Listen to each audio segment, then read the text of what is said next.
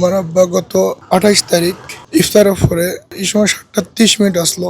ওই সময় ইরানের মিসাইলে আমার আব্বার গাড়িতে পড়ার পরে আমার আব্বা এখানে ইন্তেকাল করবে। আমার আব্বা 27 বছর থেকে এখানে ওয়াটার সাপ্লাই, এখান থেকে গন্তব্যস্থান থেকে 5 মিনিট দূরে গেছেন আব্বা ফ্লাইট আলাদ। অন্য প্রতিবেশী আমাদের জানা যে আব্বা এখানে ইন্তেকাল করেন ইরানের মিসাইলে। জি, ওখানে আমার আঙ্কেল 2জন আছেন। আজকে ওরা ফ্লাইটে একসাথে এসেছেন। আমার আঙ্কেল আসবে ছোট যাচ্ছি এবং আমার মেজো আঙ্কেল আসতেছে। আমরা 3 ভাই 1 বোন। আমি প্রবাসী ছিলাম আব্বুর সাথে 5টা বছর। অনেক অনেক ধন্যবাদ জানাই মাননীয় প্রধানমন্ত্রী সরকারকে যে আমাদের লাশ এত তাড়াতাড়ি দেশে আনার জন্য, এবং ধন্যবাদ জানাই আরিফুল হক চৌধুরীকে জানাই যে এত সুন্দরভাবে আমার সাথে কথা বলেছেন এবং আমার সাথে যোগাযোগ করেছেন। অনেক অনেক ধন্যবাদ জানাই।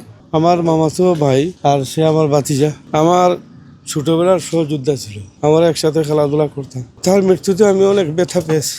বিগত 27 বছর সেখানে সে রেমিটেন্স যোদ্ধা হিসেবে বাংলাদেশের একটি গুরুত্বপূর্ণ কাজ করে আসছে। হঠাৎ করে সেই বিধ্বংসী বিমান হামলায় তার মৃত্যুবরণ হয়েছে। আমার এলাকাবাসী সহ এখানে আমাদের প্রবাসী কল্যাণ মন্ত্রী আমাদের জনাব আরিফুল হক সাহেব আমাদেরকে ফোন নিয়ে খোঁজ খবর নিয়েছেন। আমাদের মৌলভীবাজার জেলার বড়লেখা থানায় আমার 3টা ভাতিজা আর একটা ভাতিজি। একটা ভাতিজা খুবই অসুস্থ, তাকে প্রতি মাসে এক ব্যাগ রক্ত দিতে হয়, এবং হঠাৎ করে তাদের এই বাবা মারা যাওয়াতে তাদের এই পরিবারের আর্থিক অসচ্ছলতা চলে আসবে এবং তারই উপরে বর্তাবে।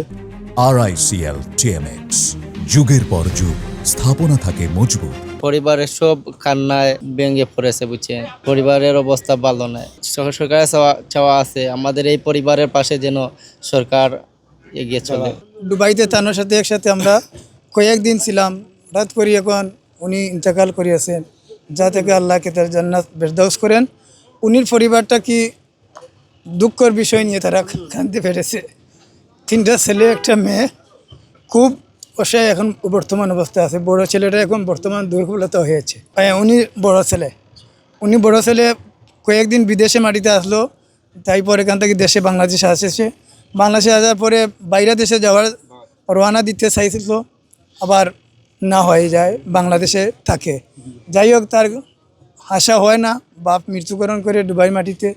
আল্লাহ যাতে জান্নাত ফেরদৌস করেন। আমরা এটাই চাই বাংলাদেশের সাংবাদিক এবং মাননীয় অর্থমন্ত্রী, বাংলাদেশের সরকার, আমরা এই লাশের সাথে আমরা যে যোগাযোগ পাইছি, সমর্থন পাইছি, সহযোগিতা পাইছি, আমরা ধন্যবাদ জানাই। এবং তার সাথে এই ফ্যামিলির সাথে আপনারা সহযোগিতা করবে।